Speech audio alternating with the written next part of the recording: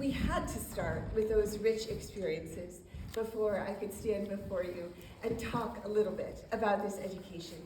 Because after all, that's one of the pillars of Waldorf education, that we start from experience and then we move to concept. Because we don't ever want to be in the business of telling students what it is they think before they have deeply taken it in themselves first and had that chance to synthesize that Isabel was talking about when we make a main lesson book page. That's what that is. That is their own original scientific discovery, new to that 7th grader. And there it is, synthesized in that page that, just like the human being, combines ideas with art in one piece. And that's what Waldorf education is about. We are one piece, many parts, but whole.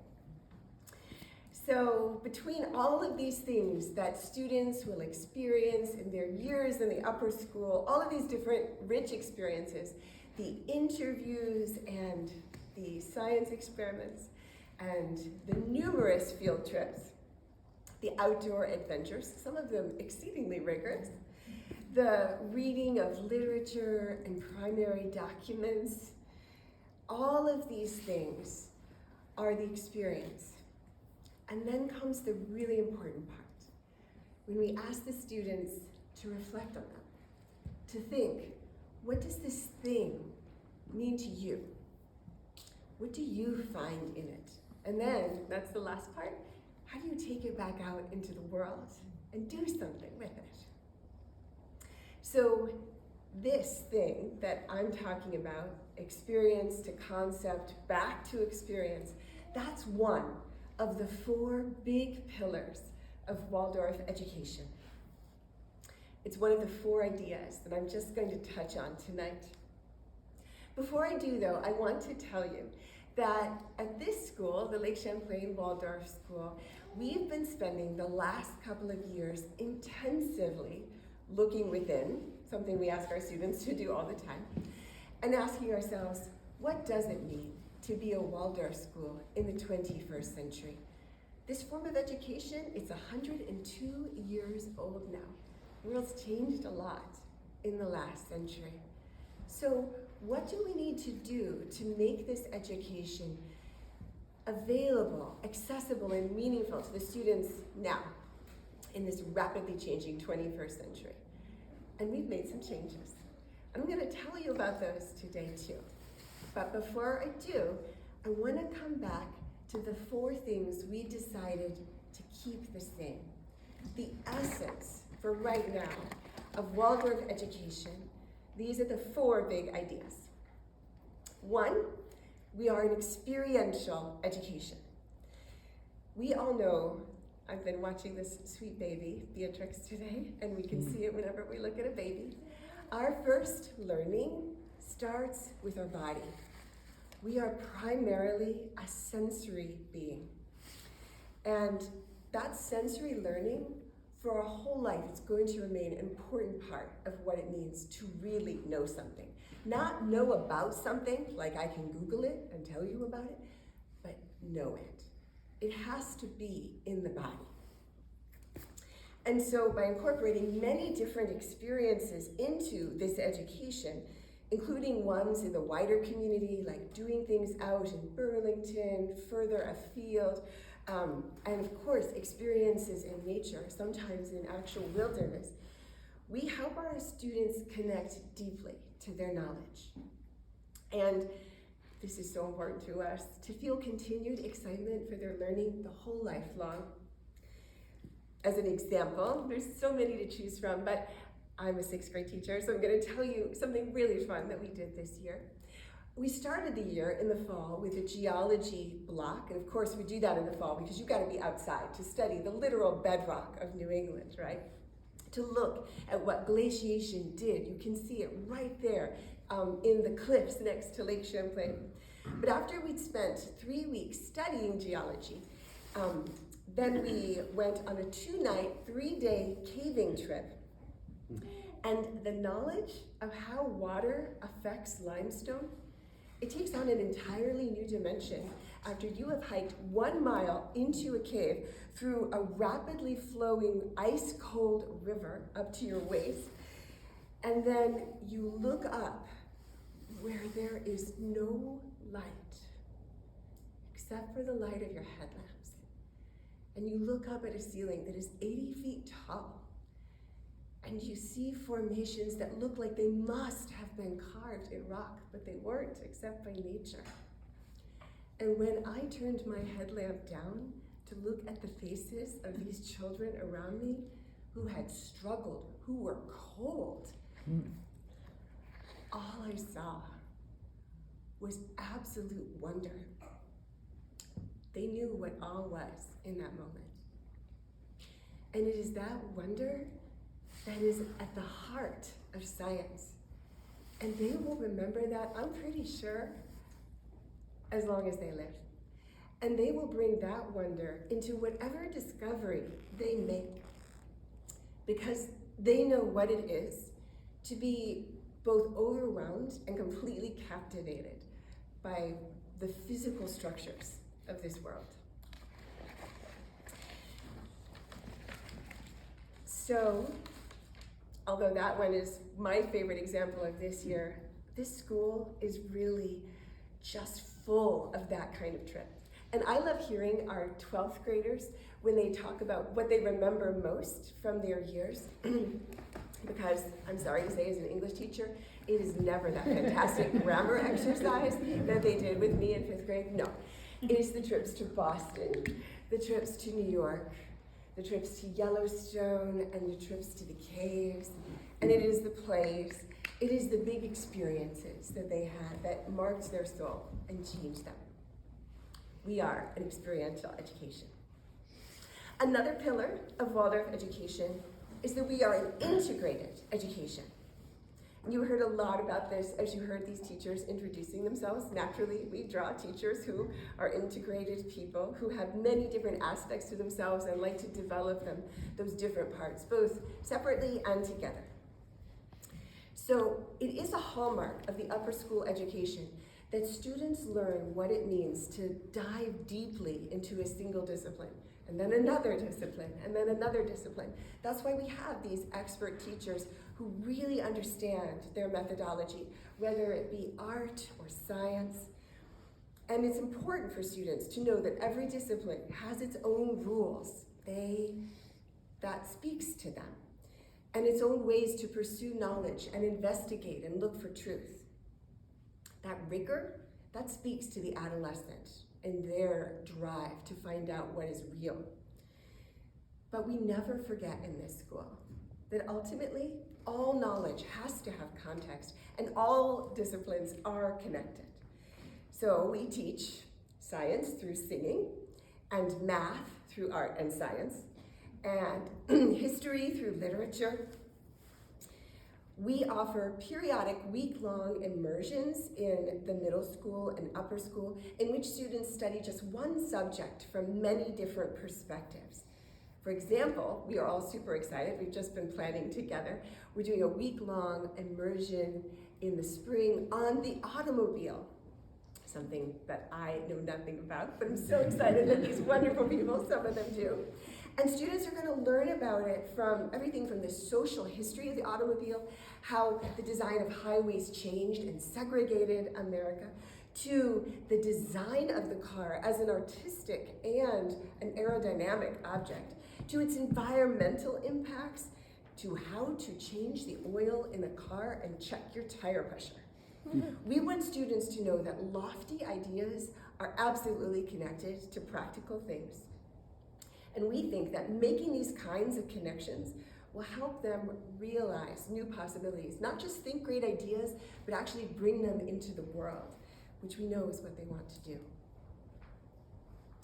The third pillar of Waldorf education is one you hear a lot more about in the grade school, and that is, this is the developmental education. As a mom to 3 teenagers, I am here to tell you that a 14-year-old is a very different being than a 17-year-old. And as parents, we know that that 17-year-old gets to make a lot more choices, and I stay home and bite my nails and worry about them, but I am not letting the 14-year-old make those same choices. And yet, in most forms of education, you will see that there isn't that same attention paid to development in terms of what students are learning. We sort of assume once kids hit high school, they can learn any subject. It's all fair game. But here in the high school and in the middle school, we are still trying to pay some attention to match the topics and the approaches carefully to the experiences that students need at every age and stage. And I'd love to give you an example. So in 10th grade, students learn Euclidean geometry, which is the geometry of points and lines, of finite, measurable space. It relates to theorems that you might remember from high school. It basically explores the nature of actual physical shapes. In 11th grade, students return to geometry and they learn projective geometry. And that is a very different discipline. It explores the infinite projections that shapes emit, if shapes emit projections. It touches not just on mathematical concepts like infinity and set theory, but it actually forces you to think about the nature of your thinking. It is essentially a philosophical branch of mathematics. It requires a complete and utter shift in perspective because it turns out parallel lines in projective geometry do meet. What this means is that you have to let go of everything you thought you knew and start afresh. And don't you want that for every human being? The capacity to actually let go of what you thought you knew and change your mind, expand it. Finally, we are a holistic education. What the students learn here is working with their body, their mind, and their spirit. By spirit, I mean that every person is born with the capacity to have a relationship with the transcendent. And we call that transcendent a lot of different things. It could be nature, it could be God, it could be the cosmos. What matters is that it is bigger than ourselves, bigger than our mind. Recent research at Columbia University and Johns Hopkins is confirming that children actually have a developmental arc to their spiritual development, just as they have a physical and emotional and cognitive development.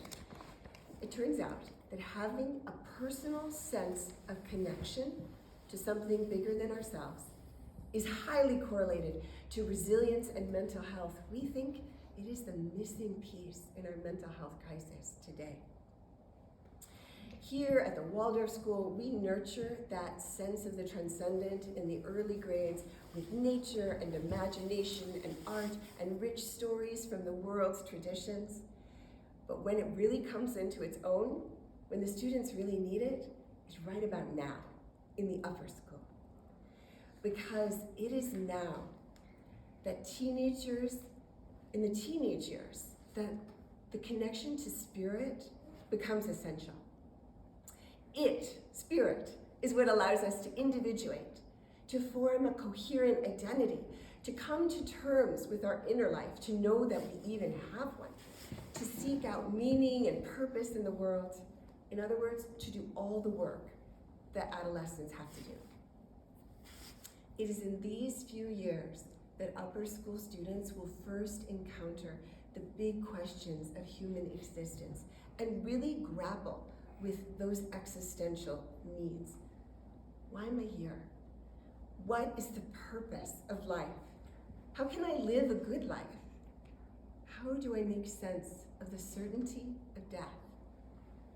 What are my responsibilities to other people, to myself, to the world? These questions are the heart of what it means to be human, and they have to be the heart of education. We meet them every day by creating a curriculum that invites students to consider all the great ideas people have had through time, to reflect on these questions themselves, and then to try out their own answers in the world with other people in the lab. These questions, they're rooted in spirit, but they are so practical in their application because it's our answers to those that shape us in relationships, the work we do, our civic engagement, all of that comes out of our answers to those questions. So as you can see, there is a lot that we looked at and decided we were doing right and we want to keep doing. We hold to those 4 pillars of Waldorf education, and we believe, in fact, that they're more necessary in our time than ever before. And we know that part of learning is constantly evaluating and improving. And so as we looked at what we have been doing for the last 38 years that we've been at school, we saw some things that need to change, as we should. One of those things is in the area of student support. And you've already heard so well put by Kristen, our counselor. So I'll just say a few words here. So a student's first point of emotional connection in the Waldorf school is still going to be in the lower school, their class teacher, and in the upper school it might well be an advisor. But we recognize that especially as students reach their teenage years, more and more they need a team. That individuation I mentioned, it means they have to choose who is their special person, their mentor that they can go to. That choice is everything. And so we create a wider circle of people who can hold students, and one person who's the expert in that firmer holding that Kristen mentioned, the kind that we need when we are really in a moment of soul crisis. And those happen to every teenager. And so it's so great to have someone here who knows a lot more about how to bring that kind of centering. So in Kristen's role, she mentioned how so much of her work is one-on-one, and that is a really different role too, and something so special to have, because every teacher has to hold a whole class or a group of students with an advisor. And Kristen really has that time set aside in her schedule to meet students right where they are. And again, that is especially important in the adolescent, because when an adolescent needs you, they don't have time to wait. It is also true that her work goes so far beyond that. She checks in and builds skills in that way that she described with DBT therapy. She also works closely with parents and teachers, so some of you might work with her in your time with us. She facilitates group work with students, sometimes leading class meetings with teachers, and basically ensures consistent care and accommodations are in place across the settings. And she liaises with treatment providers and others in the community to make sure our students have everything they need to be successful in school. I also want to mention that as we've expanded our support roles, we also reformed our position of special educator. And that role of providing academic support is sort of the counterbalance to the social emotional support. So I just want to mention Kat Weiner, who's not here today, but is our special educator. And Kat works mostly with small groups across the grades to provide additional academic support so students can access their classroom instruction. Most of that work is in math and literacy, but some is in executive functioning, which we know we need a lot of in this time. She also does academic assessments and helps students access formal evaluations in the public school system, among many other things. As a teacher who's been here for almost 20 years, I cannot tell you what it means to have access to such affirming and supportive specialists. They are the additional people we needed to make this wonderful, rich, relationship-based education as full and supportive as it should be for the students. It is so great that they are there for us, but especially for our kids. And finally, I want to mention that as we heard from Isabel and Yaris, this year we really put a focus on our science curriculum. So experiential science is a hallmark of Waldorf education, And over the years, I have been so moved to see how it really develops this curious, investigative thinking that students take into every area of their life. But we also realized that in addition to these rich science main lessons, we needed more time in the curriculum for the students to practice those scientific thinking skills and to let all of those great ideas sink in. And so we are so proud this year, so pleased, that we were able to add a science track class in grades 6 through 12 so that students can deepen all that they are learning in main lesson and even have a little bit of opportunity to have new concepts in that additional lesson.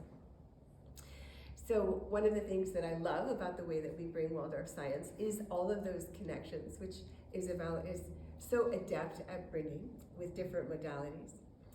And it's all in the framework of a new science curriculum, which was developed by our STEM coordinator, Erin, and Isabel working together. And I'm pretty excited about it because it's kind of groundbreaking for Waldorf schools. This very comprehensive grades 6 through 12 science curriculum that starts in 6th grade with this imaginative, exciting introduction to the periodic table in which students work with fire and actually make carbon in the fire and then use it to draw in their nature journals, so hands-on, right up through the 12th grade with these incredibly intellectual concepts of relativity and quantum mechanics. So this new arc that we have, and it's so full. It is such an exciting time to be at this school. I am glad that I have gotten to see it through so many stages, because never, I believe, has it been fuller or richer or better for our students. I'd like to close today with this thought. This is a school that is rooted in the best of an old and rich tradition, Waldorf education.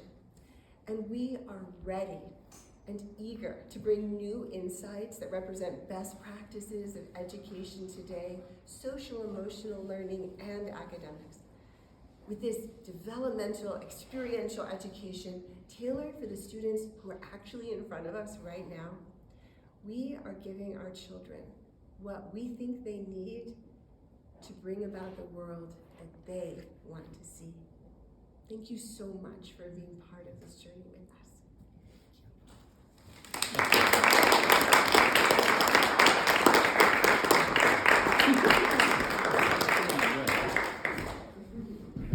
So that is the end of our presentations for tonight, but we would love to invite any of you, I know we're going a little bit over our time, but we'd love to invite anyone to ask questions of anyone that you heard from tonight. Yes, Mike. One of the things that I wanted to find out, and I've heard bits and pieces of it, I know a couple years ago, working with you, I heard that they dropped the 11th and 12th grade, and I've heard 11th and 12th mentioned 2 times tonight. So our plan is to go the distance. Yes. And, well, Oh, your plan. I thought you meant our plan. no, well, It's our plan. it's our plan. Anastasia, and it's exciting, the science teacher, you've excited me, because Anastasia wanted to go to another school for science, and I told Emily that, and she said, "Look what I got you." You're gonna light their imagination. You're gonna light their imagination. I had great science teachers in high school, and they lighted my imagination. But is the plan to grow the high school so we can look forward to, as parents, a 6th transition to 7th, that they'll walk out the door at 12th grade here? Absolutely. So we have an 11th grade right now that has grown from just a couple of students in 9th grade, and now there are 8, including a new one that just joined last month. And we actually have one 12th grader who is in the 11th grade class this year, so that they can have a whole class. But that class will grow to be 12th grade next year, and we'll have a graduation. We haven't had a graduation in a couple of years, but we're looking forward to having that ceremony back. And we look forward to those classes continuing to grow up through the grades. And that's one of your plans, is to grow them up through, bring them into the nursery Absolutely. school, and then come through the grade school, and then up here. And Absolutely. grow. I know you're doing a lot of work on marketing and sales, and it's what I wanted to hear because I want her to stay here and get this education. We want her to stay here too. I do. I saw how her eyes changed after she came back from seeing Colchester, and Yeah, she didn't was like it. significant. If I could just add in, all of the academic planning, which I'm mostly on the math and science side of things, but elsewhere, is all an arc through 12th grade. Everything we've talked about is where do we end at the end of 12th grade, how do we get it across those years. So yeah, everything we plan for is through 12th Through grade. 12th grade. Good, that's good to know, because like I said, we want to stay here. I wasn't sure, so I'm glad to hear that. And we still have students who join at every place along the way. You know, some of our students have been here since Morning Garden, like you mentioned, Emily, and we have some join in 11th grade. Yeah, So. some for 1 month. Right.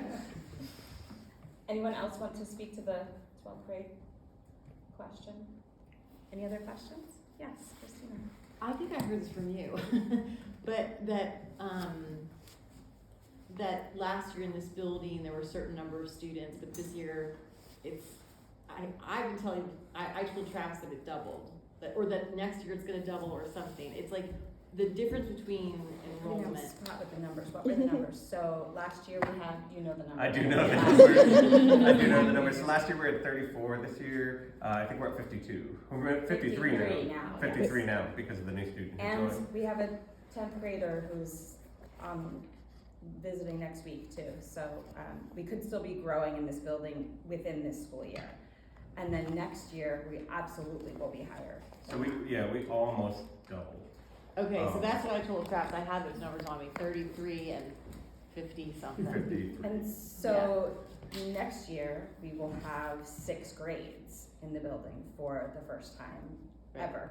In this Because building. in this building, All 7th the through time. 12th grade, all the time, full time. And more than 50 students. Yes. Much more than that, yes. So bursting at the seams again and looking for spaces to put them right now. But yes, was there another part of your question? No, I just wanted the numbers. Yes. Do we have the capacity in the building to hold all those kids and more? Yes, it would be tight because of breaking them up into 7 different groups, and sometimes within those grades more groups. Mm-hmm. So we're doing some brainstorming on what our first step of that plan is, but we already have our sights set on a longer term plan and working with the board to figure out what's how long that plan will be and what different components are. But we're also welcoming ideas. Can I also just add, this building used to hold that many students pretty easily. The trick is that there are a few extra grades, and we just want to make sure that accommodates well, so that people have their own spaces in addition to the classroom spaces. But from a classroom perspective, I think We've held 100 students or so in this building in the past when high school classes had around 25 each. So it's happened before, but not since we've been here in recent years. So we're looking at how to work on that. Can you comment a little bit about the 6th grade class coming up? Am I correct in thinking that's the largest 6th grade class that's come up? Oh gosh, in a little bit, yeah. So not much they're only one, so they have 18, Yes. and the current 7th grade has 17. So Okay. they're a little bigger, but not anything Okay. insurmountable. So And we everybody can didn't see. see the 7th grade classroom, but it's downstairs, kind of right next to Okay. the art studio we were in, and it's a big space. Okay. Yes, yeah. Does each grade, like 6 here, 7 over there, 8 over there, but then they circulate through the day? Or? So 7th and 8th grade, as middle schoolers, have their own home base, just like they did at Turtle Lane. So they have a home base with a class teacher. Once they get into the high school, they don't have their own classroom so much anymore. They go to different specialty spaces, and so they're kind of circling around the building. But they do have special spaces that are just high school, like the lounge space and the upstairs alcove space.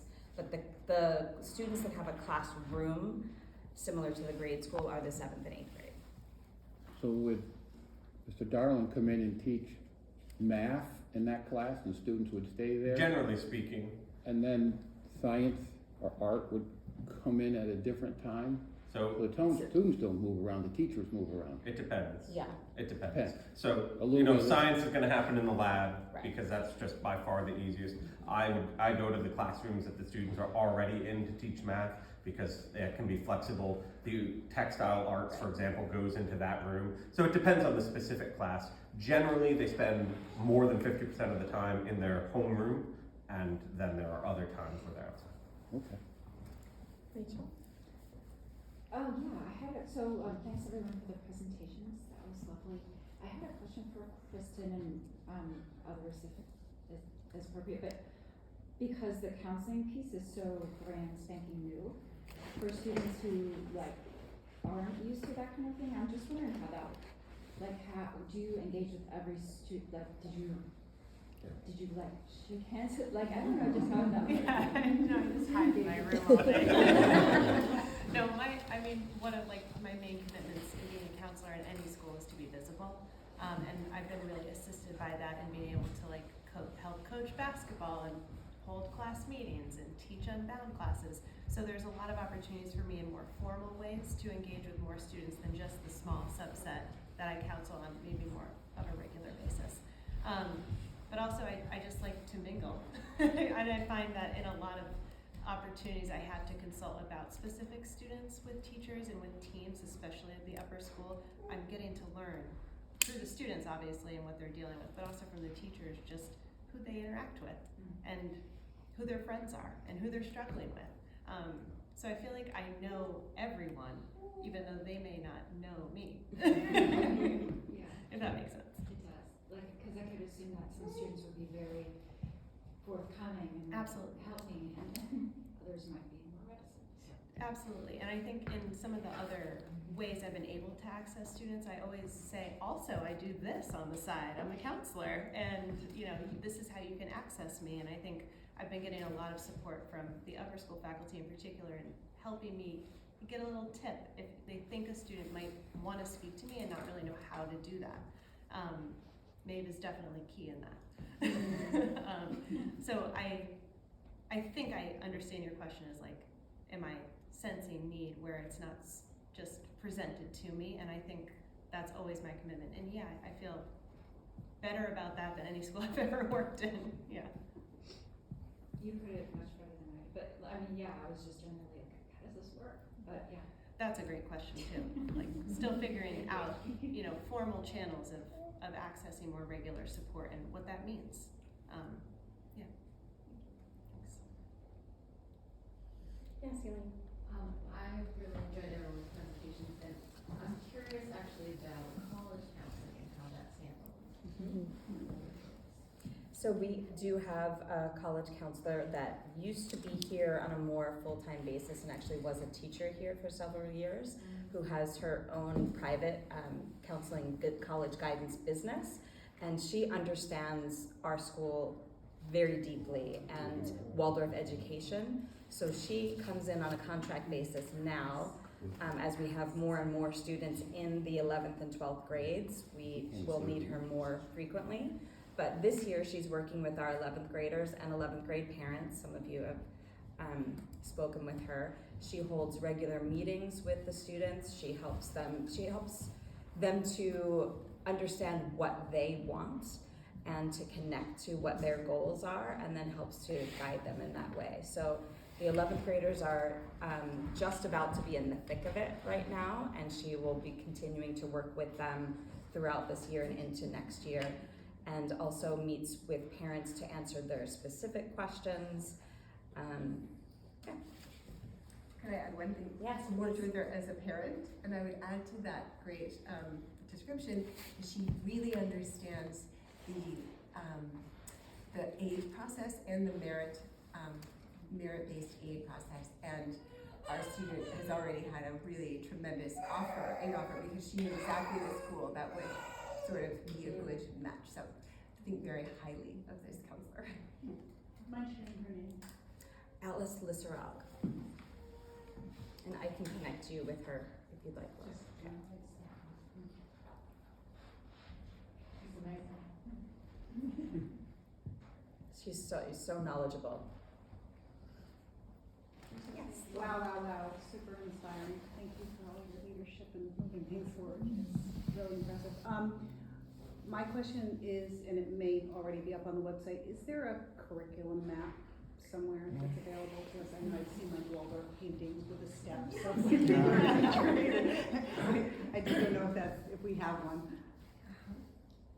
So we do, and we're in the process of updating it now. As Abigail shared with you, there have been some moving pieces in the past few years, so that's something that we're working on recreating right now. We can certainly share with you the one that we have, but it's not exactly up to date right now. It's a living, breathing thing. And always will be, And I guess. always will be, but I have a feeling that very soon we'll be able to have an iteration of it that we're willing to print again and then let that live and breathe, here and there as well. I don't have an urgent need. Okay. I just would love to see it Yes. at the right point, so thank you. When your need becomes urgent, let me know. Thank you for all your leadership,